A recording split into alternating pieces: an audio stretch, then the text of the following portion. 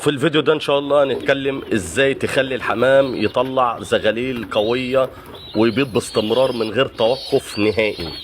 اول نصيحة من النصائح يا جماعة عشان تشوف زغاليل وخير زي اللي انت شايفه ده، يا ريت تصلي على النبي في الكومنتات وتكتب لنا كلمة حلوة وتحط لنا لايك عشان الفيديو يستمر ويوصل للغير، وجزاك الله كل خير. اول نصيحة يا جماعة مهمة جدا، اول حاجة لازم المكان يكون عندك نظيف جدا ويدخله شمس وتهوية كويسة من غير تيارات هواء مباشرة على الحمام علشان ما يضعفش او يتعب الحمام. تاني حاجة يا جماعة الكلفة المتوازنة، الكلفة المتوازنة لازم يكون أكل نظيف متنوع علشان يقوي الإنتاج ويخلي الزغاليل قوية والحمام ينتج عندك باستمرار.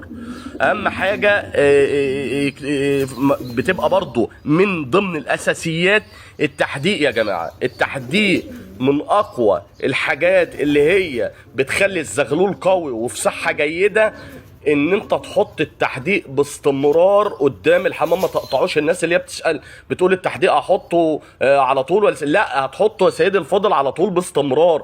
ان التحديق بيساعد على تقويه قشره البيضه، زياده الانتاج. الناس اللي هي بتشتكي بتقول الانتاج مش شغال عندي، ان الحمامه يا جماعه بيحدق من الطبيعه وبيقوي ريش الزغاليل وبيدي الزغاليل صحه قويه. ان هو بينقل لهم التحديق ده عن خلال الاكل عشان يديهم عمليه هضم. هم دول ما عندهمش معده زينا ولا اسنان، ده عندهم قناصه، فبتخش على مرحله اللي هي زي المعده كده اللي هي القناصه، يطحن الاكل. الحبوب دي بتخش في عمليه الحصو والحجاره اللي بتخش بياكلها الصغيره دي، بتطحن له الاكل فبيساعدوا على عمليه الهضم. فبالتالي اما عمليه الهضم بتحصل سليمه بيهضم ويكبر وحجمه يبقى زياده وما يحصلش عنده اي مشاكل.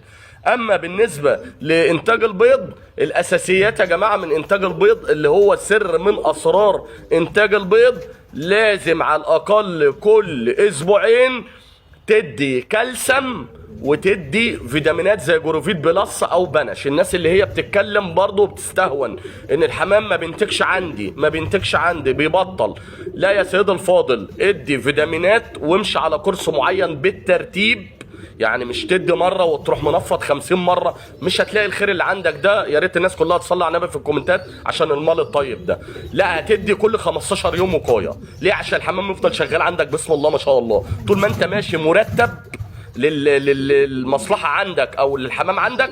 والله العظيم هتلاقي الحمام بيكر عندك حرفيا بيض، وتلاقي عمليه التزاوج باستمرار، وتلاقي عمليه الانثى والذكر بيلموا عشهم، او الذكر هو اللي بيلم العش وبيدي النتايه فهي في عشها تلمه.